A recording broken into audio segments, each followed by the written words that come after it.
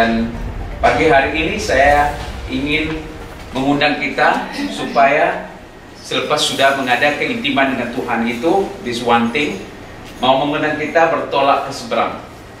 Kita bertolak ke seberang. Pasti Ibu sudah pernah dengar kisah ini daripada Injil Lukas bab 8. Ya, pada satu hari Yesus naik ke perahu bersama dengan murid-muridnya dan berkata kepada mereka, mari kita bertolak ke seberang danau. Apa Yesus bilang? Apa Yesus bilang? Ibu, kita dengar. Marilah kita bertolak ke seberang. Ibu, sekali lagi. Marilah kita bertolak ke seberang danau. Lalu bertolak. Belum, jangan baca ini dulu, yang baca yang kuning saja. Apa itu? Marilah kita bertolak ke seberang danau. Oke, jangan pikirkan terlalu dalam ya. Tidak ada apa-apa andaian di dalam kata-kata ini. Apa maksud Yesus? Apa maksud Yesus? Mengikut pandangan Ibu. Mengajak mereka, betul. Tetapi bukan hanya ajakan saja. Menyeberang. Iya, menyeberang. Ya. Apalagi mengikut pandangan Ibu. Apa maksudnya? Ayatnya senang saja sekali kan? Marilah kita bertolak ke seberang danau. Dalam bahasa Inggris ya, come let's go over to the other side of the lake. Mari kita bertolak ke seberang danau. Apa maksudnya? Mengikut pandangan Ibu. Berpindah tempat. Berpindah tempat. Ya. Ada di dalam ayat ini ada keraguan? Tidak. Ada kemungkinan di dalam ayat ini? Enggak ada. Tidak ada? Ada. Pasti atau tidak? Pasti. Pasti. Maksud Yesus ya, Yesus naik ke dalam perahu bersama dengan murid-muridnya ya. Yesus tidak di luar perahu. Yesus juga mengikut mereka masuk ke dalam perahu dan Yesus berkata, mari kita. Betul? Bukan mari kamu bertolak ke seberang danau, mari kita bertolak ke seberang danau. Apa maksud Yesus secara logika? Kita bersama pindah dari seberang ini. Oke, begini ya. Ini satu apa itu? Di sini danau, di sini danau, di sini pinggir danau. Dari kawasan ini kita akan berpindah ke sini, seberang. Harus seberang. Benar? Iya. Betul atau tidak? Itu betul atau tidak? Iya. Tidak ada keraguan, tidak ada kemuskilan. Ya, Yesus, instruksi Yesus sangat-sangat jelas. Kata-kata Yesus sangat-sangat jelas. Ini sangat penting, kata ini sangat penting. Kenapa? Karena kalau kita tidak tahu apa yang Yesus inginkan daripada diri kita, kita tidak bisa laksanakan. Benar? Kita tidak bisa lakukan karena kita tidak tahu apa yang Yesus mau. Yesus sekarang memberikan mereka, murid-muridnya, satu arahan, perintah yang sangat-sangat jelas. Anda, saya, kita semua akan pindah dari sini, dari A ke B. Senang, betul? Lihat ya, apa terjadi. Ketika mereka sedang berlayar, Yesus tidur. Bilang Yesus tidur. Yesus tidur. Apa Yesus buat? Tidur. Yesus tidur. Sekongkong-kongkong turunlah taufan ke danau itu, sehingga perahu kemasukan air dan mereka berada di dalam bahaya. Saya tidak tahu apa ini ya bahasa ya. Sekongkong-kongkong. Apa maksudnya? Tiba-tiba taufan turun ke atas danau dan perahu kemasukan air dan mereka di dalam bahaya. Ini sama seperti orang-orang sedunia sekarang dengan coronavirus ya. Ya. Mereka di dalam bahaya karena bukan kemasukan air, karena sudah kemasukan virus. Ya. Sekarang mereka di dalam bahaya. Maka datang Yesus, murid-murid Yesus membangunkan dia dan berkata, apa mereka berkata? Guru, kita binasa. Ibu tak dengar suara ibu, mungkin tak makan pagi ya. Guru-guru kita Binasa.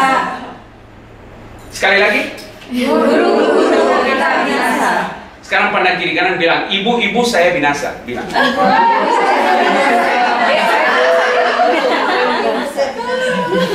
Dengar ya.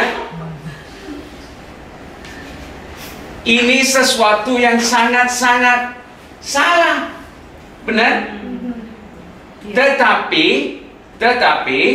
mereka, apa kata yang keluar dari bibir mereka adalah kenyataan iman mereka. Apa yang mereka rasakan di dalam iman mereka? Mereka merasakan mereka akan binasa, mati. Mereka akan mati. Tetapi Yesus tidak bilang, mari murid-muridku, ikuti saya, kita akan ke tengah-tengah danau dan kita semua akan binasa.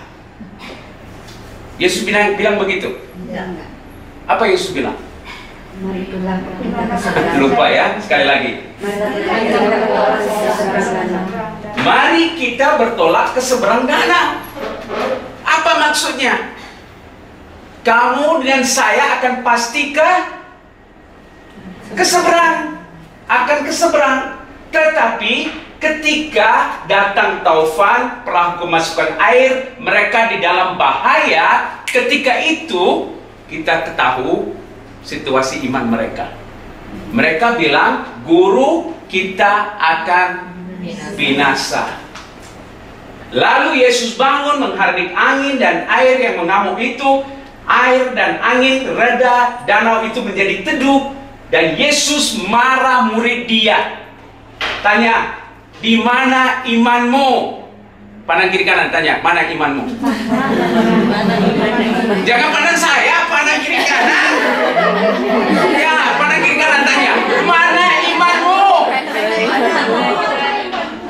Kenapa? Tidak adil kan? Kenapa Yesus marah murid dia?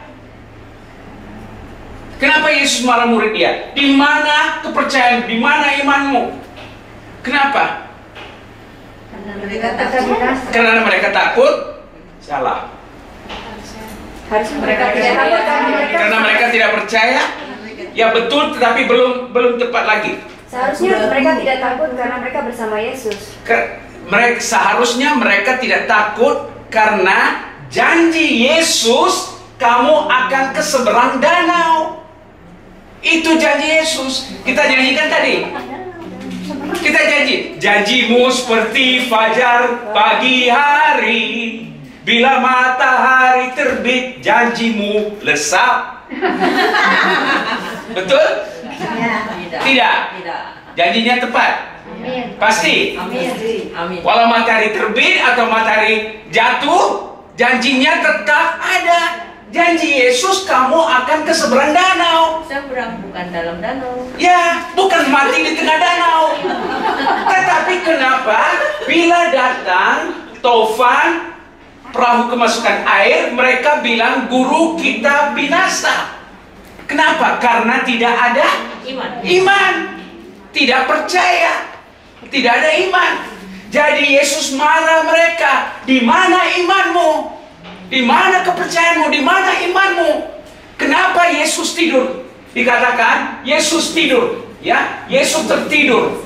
Kenapa Yesus tertidur? Karena Yesus percaya murid-muridnya punyai keupayaan perintah angin dan air untuk reda.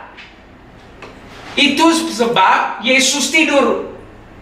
Yesus percaya dia sudah 3 tahun berjalan, makan, minum sama murid-murid dia. Murid-murid dia sudah melihat dia, sudah belajar dari dia. Seharusnya murid-murid dia sudah harus melakukannya. Sudah bisa perintah air dan angin yang mengamuk itu supaya reda. Tetapi ketika datang ribut, badai, tofan, iman hilang.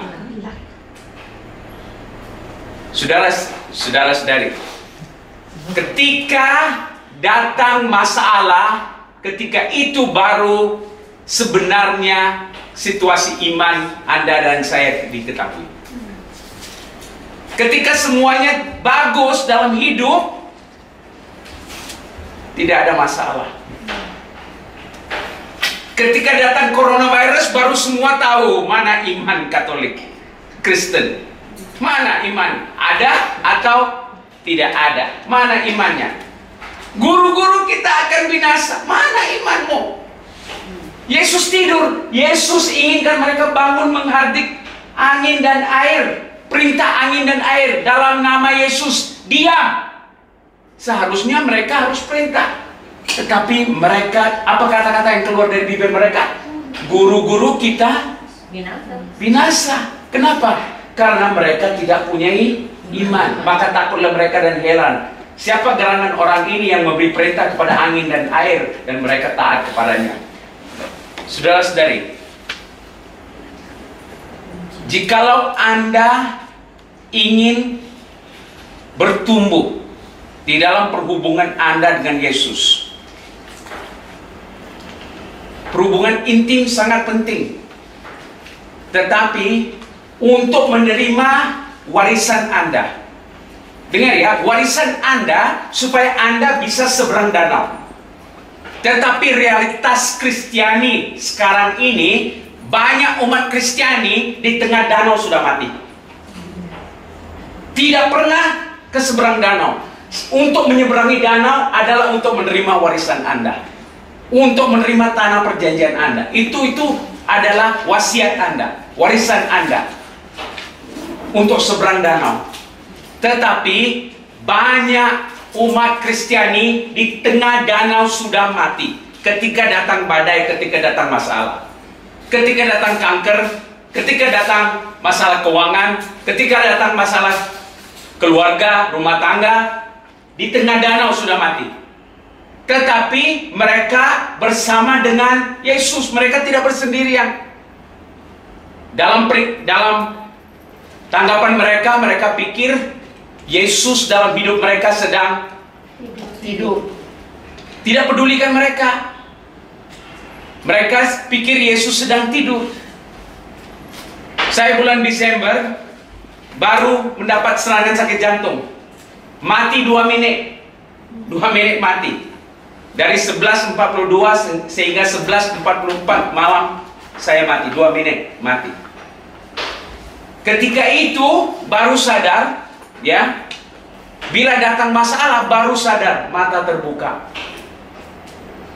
Jangan kita hilang warisan kita. Janji Tuhan dalam hidup Anda dan saya, Tuhan mau bawa kita ke seberang danau, bukan ke tengah-tengah danau dan mati. Mau bawa kita ke seberang danau.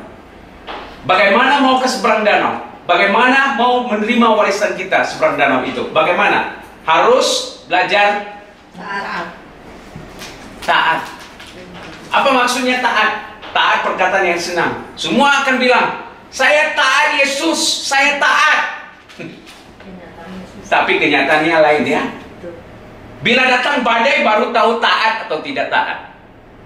Bila datang masalah baru tahu taat atau tidak. Kenapa kita tidak bisa menerima? Yesus kan sudah bilang.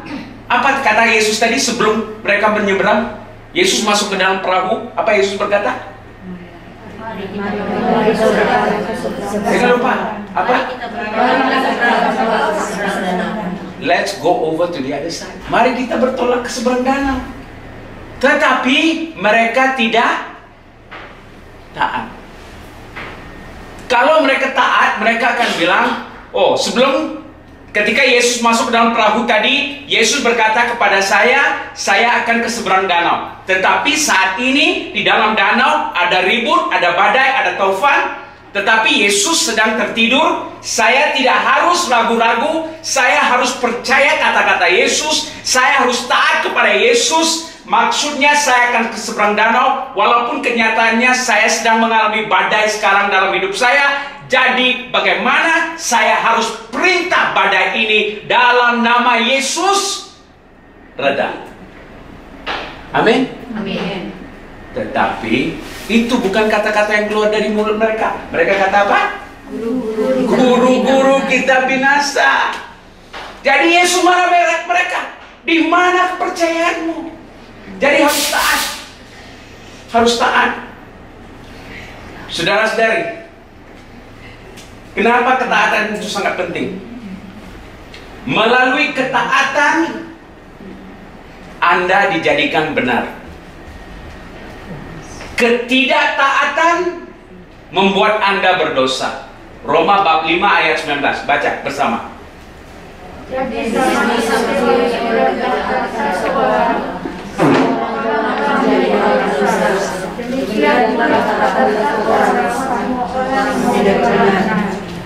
Ketidaktaatan satu orang, siapa itu? Adam. Semua orang menjadi berdosa. Ketaatan satu orang, siapa itu? Yesus. Semua orang dijadikan benar. Jadi Yesus tidak mencarikan kuasa luar biasa. Yesus mencarikan ketaatan. Yesus mencarikan ketaatan. Kenapa ketaatan kepada Tuhan sangat penting? Maksudnya kalau Tuhan beritahu Anda, saya membawa Anda ke Malaysia dengan satu, thank you sister. Tuhan membawa Anda ke Malaysia, saya membawa Anda ke Malaysia dengan satu tugas. Bukan cari uang, ringgit. Saya membawakan Anda dari Indonesia ke Malaysia untuk menyelamatkan jiwa. Anda mempunyai tugas. Bukan Anda berlibur di Malaysia. Anda dikirim ke Malaysia dengan tugas. Anda tidak bisa berlibur di sini. Bukan holiday di sini. Anda punyai tugas. Ketika Anda lupa tugas Anda menyelamatkan jiwa, sama seperti tugas yang diberikan Yesus seberang ke danau, itu tugas. Ketika Anda lupa tugas Anda, akan datang tofan, badai. Dan bila datang tofan badai, ketika itu mata Anda akan terbuka. Anda akan bilang, Tuhan, Tuhan, kenapa saya, Tuhan? Tuhan, saya ini mau binasa, Tuhan. Saya tinggalkan Indonesia sampai ke Malaysia, sekarang dapat kanker. Aduh, Tuhan. Tuhan jawabannya apa? Tidur. Tuhan tidur. Ada orang tambah marah dengan Tuhan lagi. Kenapa? Karena saya tidak taat kepada tugas saya. Saya lupa tugas saya. Kenapa harus saya taat kepada Tuhan? 1 Samuel 15 ayat 22-23. Jawab Samuel, apakah Tuhan itu berkenan kepada korban bakaran atau korban sembelihan seperti yang mendengarkan suara Tuhan? Sesungguhnya mendengarkan lebih baik daripada korban sembelihan, memperhatikan lebih baik daripada lemak domba-domba jantan. Sebab pendurhakaan adalah sama seperti dosa bertenung, dan kedegilan adalah sama seperti menyembah berhala dan terafim. Karena engkau telah menolak firman Tuhan, maka aku telah menolak engkau sebagai raja. Tuhan berkata, aku tidak mencarikan derma, persembahanmu, korban bakaran, korban sembelihan darimu. Aku hanya ingin kamu dengarkan suara aku dalam hidupmu. Aku janji engkau akan seberang danau, tapi dengar suaraku dan taat kepada suaraku. Mendengar suara Tuhan jauh lebih baik daripada korban sembelihan. Jauh lebih baik. Ulangan 11 ayat 26 hingga 28. Lihatlah, aku memperhadapkan kepadamu hari ini berkat dan kutuk. Berkat apabila kamu mendengarkan perintah Tuhan Allahmu yang kusampaikan kepadamu. Kamu akan terima berkat kalau kamu dengarkan perintah. Kutuk jika kamu tidak mendengarkan perintah Tuhan Allahmu dan menyimpang dari jalan yang kuperintahkan kepadamu pada hari ini dengan mengikuti Allah lain yang tidak kamu kenal. Jadi Tuhan persembahkan di depan kita satu pilihan. Apa pilihan? Berkat atau kutuk. Berkat hanya jika saya dengar. Bukan hanya dengar ya, harus dengar kemudian taat. Kalau saya dengar dan taat perintah Tuhan dalam hidup saya akan terima berkat. Tapi kalau saya tidak dengarkan perintah Tuhan dan menyimpang ke jalan yang diperintahkan Tuhan, itu Tuhan jawab, sudah panggil.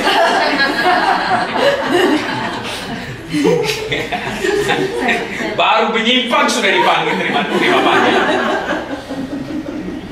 Yesus berkata, Yohanes 14 ayat 15 dan 21. Baca semua.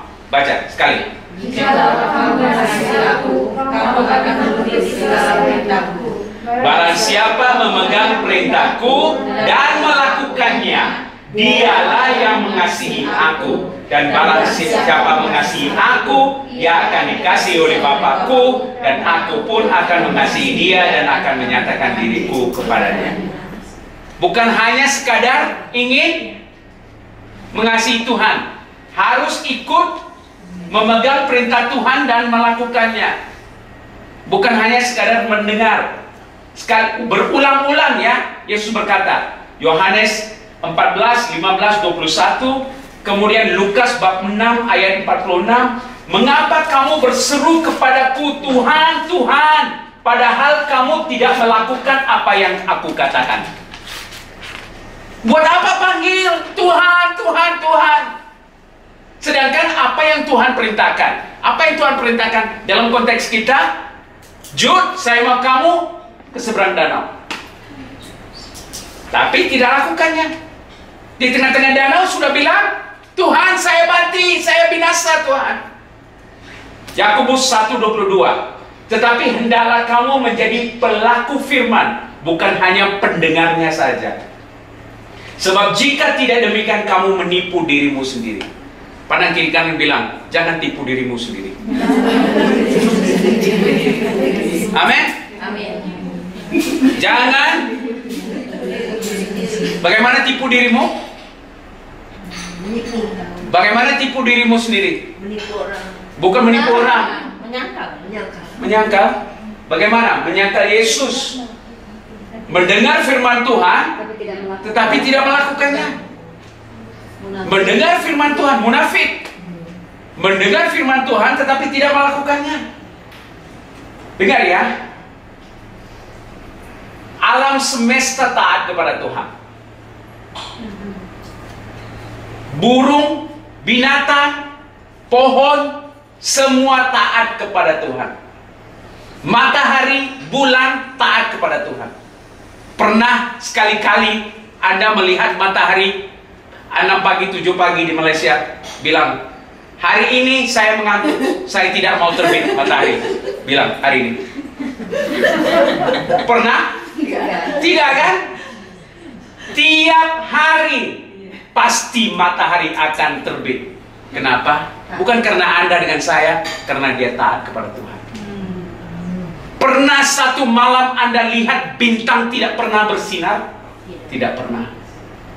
Bintang bersinar karena dia taat kepada Tuhan. Alam semesta taat kepada Tuhan, tetapi manusia berbeda. Manusia mempunyai keinginan diri sendiri, free will, keinginan diri sendiri. Jadi maka manusia tidak perlu taat kepada Tuhan. Maria taat kepada Tuhan. Abel, Noah taat kepada Tuhan. Abraham taat kepada Tuhan. Yang tidak taat? Adam tidak taat. Hawa tidak taat. Istri Lot tidak taat. Umat Israel di padang gurun tidak taat. Musa sendiri tidak taat. Tahu kisahnya? Ya. Dengar ya. Ini kisah umat Israel. Mereka menjelajah padang gurun berapa lama? Berapa? 40 tahun. Mereka menjelajah 40 tahun. Daripada Mesir ke tanah perjanjian, Kadesh Barnea. Daripada Mesir, ini Mesir ya, Egypt, ke Kadesh Barnea. 40 tahun mereka keliling padang gurun. Berapa tahun? 40 tahun. Tahukah kamu, kalau berjalan, tidak henti-henti berjalan. Berjalan terus daripada Mesir ke tanah perjanjian, berapa lama akan ambil? Mereka berputar-putar 40 tahun. 40 tahun mereka berputar. Tapi kalau berjalan terus, tidak henti-henti, daripada Mesir ke tanah perjanjian, berjalan. Tidak ada AirAsia, tidak ada Lion Air, tidak ada Wings, tidak ada Citylink, ya. Tapi jalan kaki berapa lama? Akan ambil 14 hari. 14 hari untuk jalan dari Mesir ke Tanah Perjanjian. Mereka berputar-putar berapa lama? 40 tahun. Pikir, apa beda? Beda besar kan? 40 tahun dengan 14 hari. Kenapa? Kenapa Tuhan biarkan mereka berputar? Ini kawasan mereka berputar-putar ya. Mereka berputar-putar di sini. Tidak ke India, tidak ke Eropa, tidak ke mana-mana. Berputar-putar di sini saja.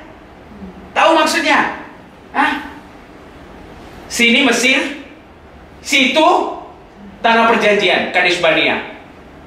Mereka berjalan, putar balik. Berjalan, putar balik. Berjalan, putar balik. Berapa lama? 40 hari berjalan, putar balik. Berjalan, putar. Kalau mereka taat, 14 hari dari sini sudah sampai sini. 14 hari sudah sampai. 14 hari. Tetapi mereka berputar-putar 40 tahun. Pusing. Kanan kiri kanan bilang, kamu tidak perlu pusing. Kanan kiri kanan bilang, tidak perlu pusing. Kenapa pusing? Anda pusing karena Anda degil. Tidak mau dengar, tidak mau taat janji Tuhan. Itu sebab kamu pusing. Degil. Kenapa harus degil? Tuhan bilang, saya sudah mau bawa kamu ke Tanah Perjanjian. Tanah penuh dengan madu dan susu. Tanah di mana kehidupan kamu akan menjadi nyaman, enak. Kamu sendiri pusing, tapi apa yang lebih hebat? Bukan kamu sendiri pusing. Kamu pusing kenapa? Karena Tuhan?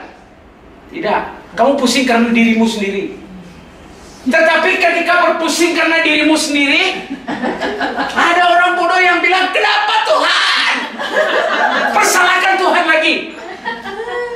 Persalahkan Tuhan. Kenapa kamu persalahkan Tuhan sedangkan masalah itu kamu sendiri yang bikin? Benar atau tidak? Benar. Paham ya? Ya. Paham. Kenapa? Tetapi ada dua orang yang bisa sampai ke Tanah Perjanjian. Yosua dengan Kaleb. Yosua dengan Kaleb bisa ke Tanah Perjanjian, bisa berseberang. Di buku Bilangan 14. Bilangan 14 ayat 11 hingga 24 ada kisahnya. Kisahnya begitu panjang, jadi saya akan singkatkan kisahnya. Ya, singkatkan kisahnya. Di Bilangan 14:24 Tuhan berkata, hanya hambaku Kaleb karena lain jiwa yang ada padanya dan dia mengikut aku dengan sepenuh hatinya akan kubawa masuk ke negeri yang dimasukinya. Dua orang daripada seluruh jutaan umat Ibrani, hanya dua orang masuk ke Tanah Perjanjian. Yosua, Kaleb. Dua orang. Kenapa? Karena mereka tidak percaya.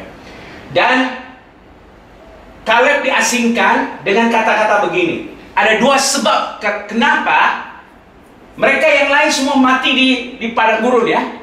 Kaleb bisa sampai ke Tanah Perjanjian. Kenapa? Karena dia ada jiwa yang lain. Bilang jiwa yang lain. Jiwa yang lain. Dalam bahasa Inggris, different spirit. Different spirit. Jiwa yang lain. Jikalau Anda mau ke Tanah Perjanjian, jikalau Anda mau ke seberang danau, Anda harus ada different spirit, jiwa yang lain. Dan kedua, harus mengikut Tuhan dengan sepenuh hati. Wholeheartedly follow the Lord. Ikut Tuhan dengan sepenuh hati. Jangan pernah ragu-ragu.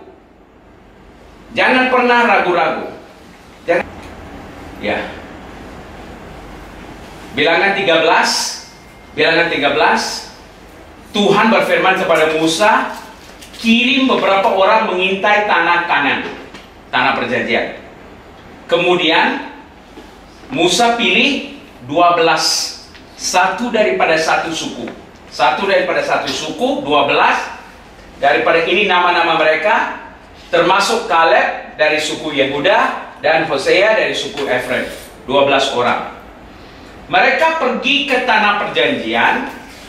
Sesudah mereka pergi ke sana, mengintai tanah perjanjian, sesudah lewat 40 hari, pulang mereka daripada pengintai negeri itu, dan langsung mereka datang kepada Musa, Harun, dan segenap umat di Kadesh, di padang gurun Paran. Mereka membawa pulang kabar kepada kedua mereka dan segenap umatnya, dan memperlihatkan kepada mereka segala hasil negeri itu. Paham ya kisahnya? Ya, sekarang Musa kirim 12 orang untuk mengintai tanah perjanjian. 12 orang itu pergi mengintai tanah perjanjian. Lepas mengintai, mereka balik ke Musa dengan Harun dan memberi laporan. Mereka bukan hanya memberi laporan, membawakan buah-buah daripada tanah perjanjian, hasil negeri itu, dan mempersembahkan kepada Musa dengan Harun. Dan mereka menceritakan, kami sudah masuk ke negeri di mana kamu suruh kami masuk itu. Dan memang negeri itu berlimpah-limpah dengan susu dan madu, dan ini hasilnya. Hanya bangsa yang diam di negeri itu kuat-kuat dan kotanya berkubu-kubu sangat besar, dan juga keturunan Enak kami lihat di sana. Tahu apa keturunan Enak? Enak adalah raksasa.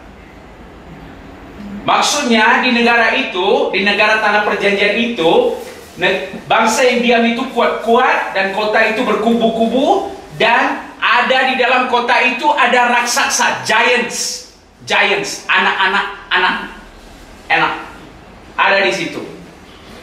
Kaleb, satu orang bilang kepada umat Israel, Kaleb coba tenteramkan hati bangsa itu berdepan Musa dan kata, jangan takut, kita akan maju dan menduduki negara itu sebab kita pasti akan mengalahkan mereka.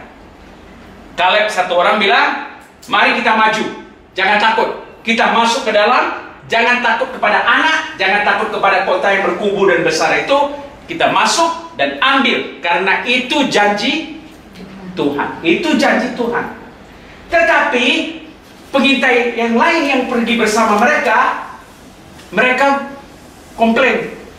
Mereka bilang tidak bisa. Mereka berkata, kita tidak dapat maju menyerang bangsa itu karena mereka lebih kuat daripada kita. Kita tidak bisa mendekati mereka. Jadi mereka menyampaikan kepada orang Israel kabar busuk, negative report, bad report, memberi ketakutan kepada umat Israel, dan beritahu umat Israel, memberi ketakutan dan bilang, tidak usah masuk. Kanan kiri kanan bilang, jangan beri kabar busuk. Pernah kamu lihat orang begitu? Ya, senantiasa apa yang keluar dari bibir dia negatif. Dia beri kabar busuk, bukan kisah yang benar. Dan mengatakan negara yang mereka intai itu, negeri yang kita lalui itu diintai adalah suatu negeri yang memakan penduduknya. Aduh, negeri apa yang makan penduduknya? Mereka bilang, jangan pergi sana. Di sana, di negara itu, penduduknya makan, negeri itu makan penduduk. Dan semua orang yang kita lihat di sana adalah orang-orang yang tinggi-tinggi perawakannya. Dikatakan anak-anak 9 kaki tinggi. 9 kaki tinggi. Anda dan saya mungkin 5 kaki, 6 kaki ya tingginya. Mereka keturunan anak 9 kaki tinggi. Jadi dikatakan mereka orang-orang yang tinggi perawakannya. Di situ kami lihat orang-orang raksasa, orang anak yang berasal dari orang-orang raksasa, dan kami melihat diri kita seperti belalang. Mereka raksasa, saya belalang. Pandang kiri kanan bilang, jangan, kamu bukan belalang. Mereka kata, kita belalang. Mereka raksasa. Apa maksudnya? Jangan pergi. Jangan pergi. Kalau kamu pergi ke situ, kamu akan jahanam. Kamu akan binasa. Jangan pergi. Apa yang mereka bawakan? Satu perkataan, ketakutan. Mereka membawakan, melalui kabar busuk ini mereka membawakan ketakutan.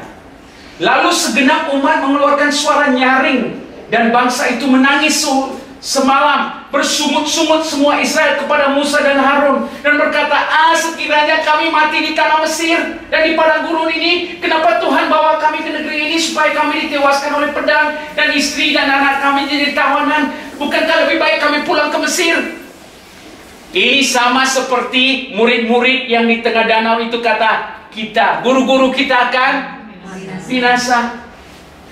Mereka berkata, baiklah kita mengangkat seorang pemimpin, mari kita pulang ke Mesir. Lebih baik kita pulang ke tempat tawanan kita. Hidup lebih enak di dalam tawanan. Tetapi Yosua dengan Caleb berkata, negeri yang kami lalui, yang diintai itu adalah luar biasa baiknya.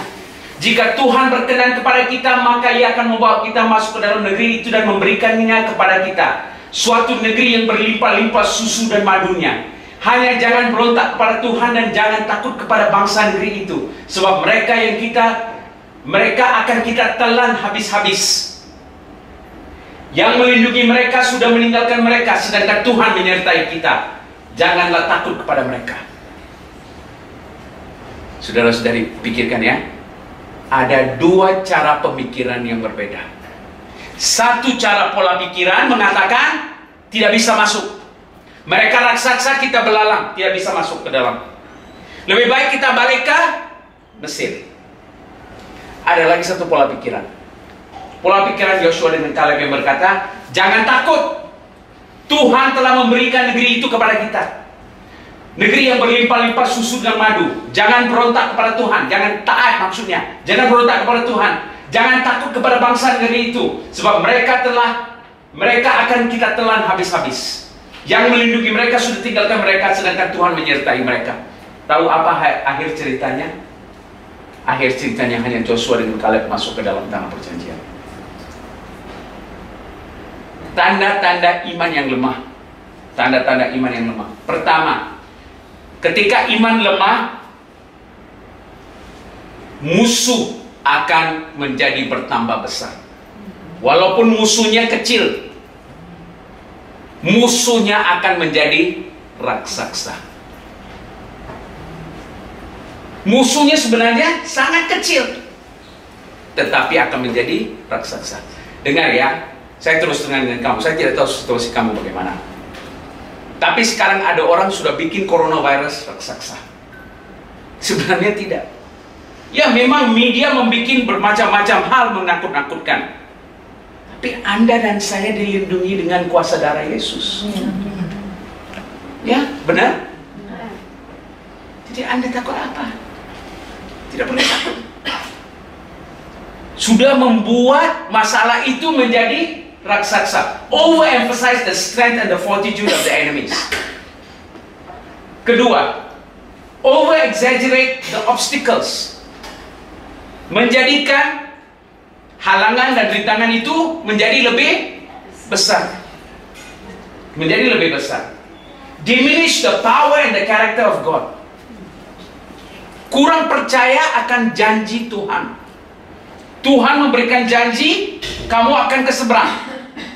Tapi sekarang saya tidak lagi percaya kuasa Tuhan. Iman saya kepada kuasa Tuhan tidak ada. Dan keempat, tidak mau taat kepada perintah Tuhan. Refuse to obey the commandments of God. Refuse to obey the commandments of God. Ini membuat mereka semua yang protes di tanah padang gurun itu, mereka semua mati di padang gurun. Mereka tidak balik. Hanya Caleb. Anda tahu maksud Caleb? Caleb bermaksud anjing. Caleb bermaksud anjing. Kamu tahu satu karakter anjing? Setia. Kalau anjing gigit paha kamu, kalau kamu tidak kacau anjing, anjing tidak kacau kamu.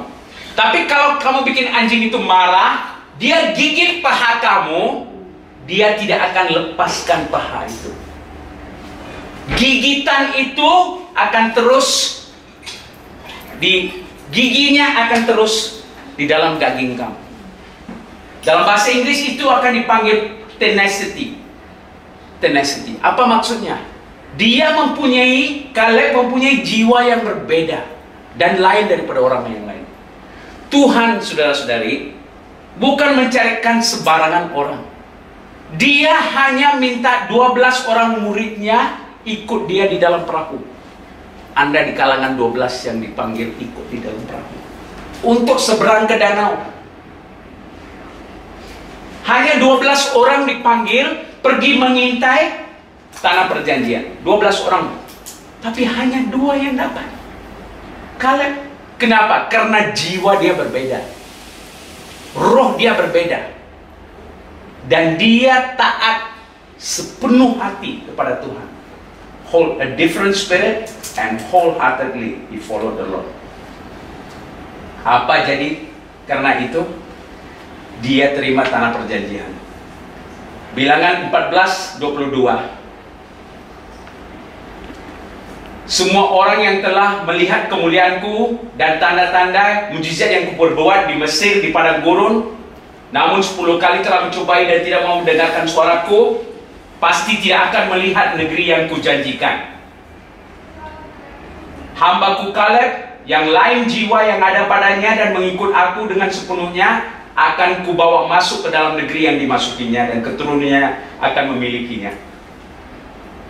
Yosua 14. Yosua memberi Kaleb tanah perjanjian. Baca di dalam yang biru itu, saudara-saudari baca. Engkau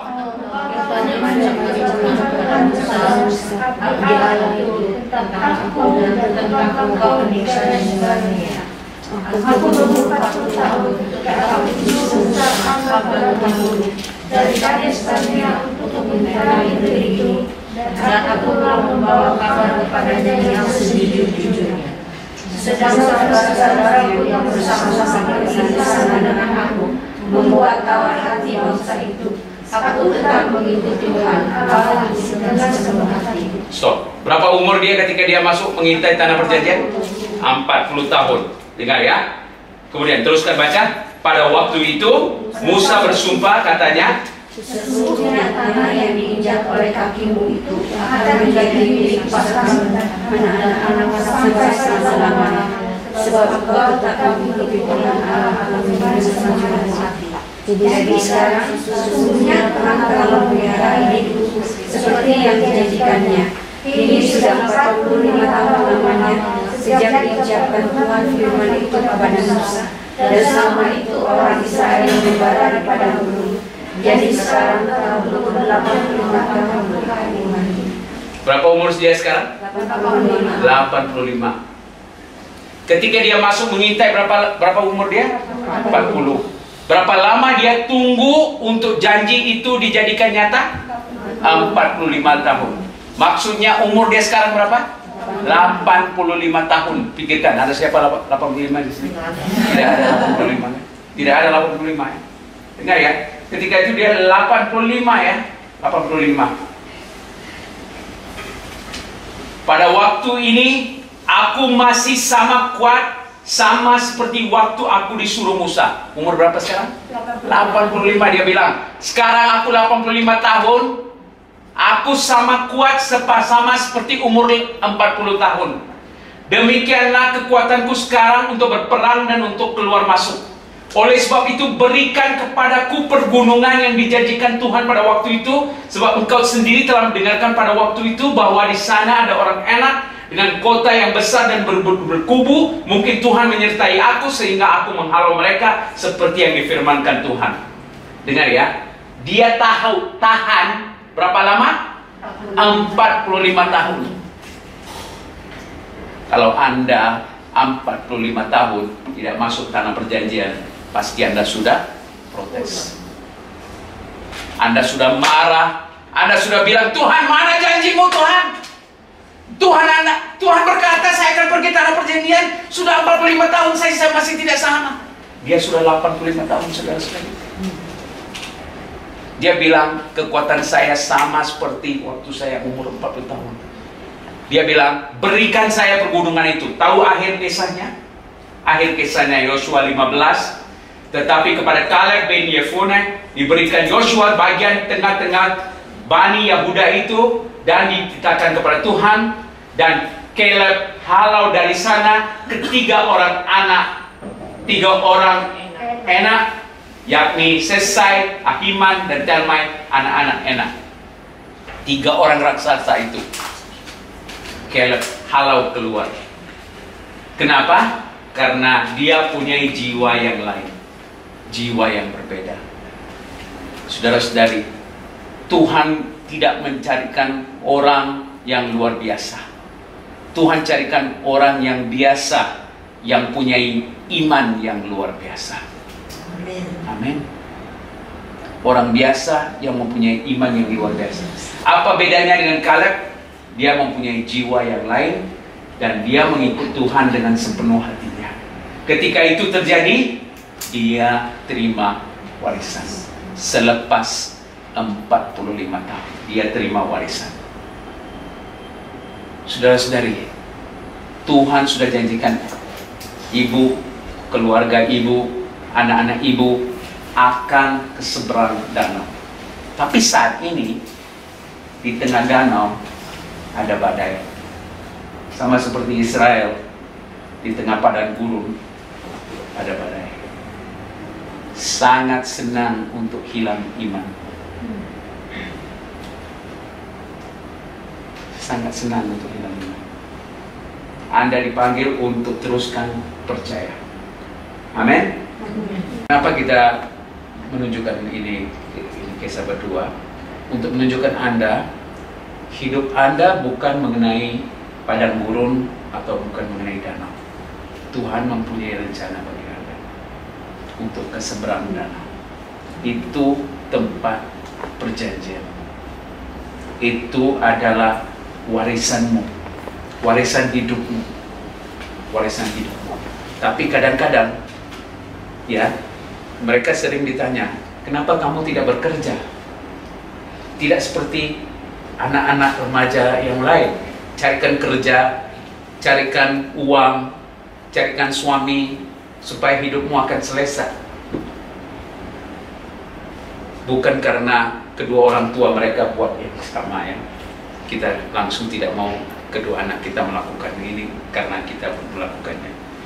Tapi mereka merasa ini adalah panggilan Tuhan dalam hidup mereka secara pribadi. Saudara-saudari, Tuhan mengundang Anda untuk mencarikan tujuan hidup Anda. Tujuan hidup Anda, Tuhan pasti akan beritahu Anda. Yesus tidak akan mengundang Anda ke seberang danau tanpa beritahu Anda. Yesus akan beritahu Anda secara jelas, mari ikut aku, kita bersama akan ke seberang danau. Tuhan mengundang Anda ke seberang danau. Tapi sekarang, masalah di dalam hidup Anda mengikut saya adalah karena kita sudah hilang. Kita sudah hilang visi ini, panggilan ini. Kita sudah hilang tugas ini. Kita sudah di dalam padang gurun, berputar-putar 40 tahun, entah kemana, tidak tahu haluan. Kemudian kita menjerit, guru-guru kita binasa. Jikalau Anda balik lagi kepada panggilan hidupmu, jikalau Anda pulang kepada tugas hidupmu, semuanya akan menjadi aman dalam hidup. Jadi kita ingin akhiri sesi ini. Ibu yang main piano tadi saya mengundang, kita nyanyikan lagu itu tadi lagi, janjimu seperti fajar di pagi hari. Kita nyanyikan lagunya sekali lagi. Kemudian saya ingin mendoakan ibu-ibu sekalian, mendoakan ibu supaya apa sekalipun di dalam hidup ibu yang ibu hadapi, Tuhan bisa menjamah, memulihkan. Jadi, apa sekalipun badai yang ibu hadapi dalam hidup ibu saat ini, serahkan kepada Dia. Tidak perlu berdiri, kita duduk aja. Kita duduk aja, kita ambil lagu itu. Janjimu seperti fajar di pagi hari. Amin.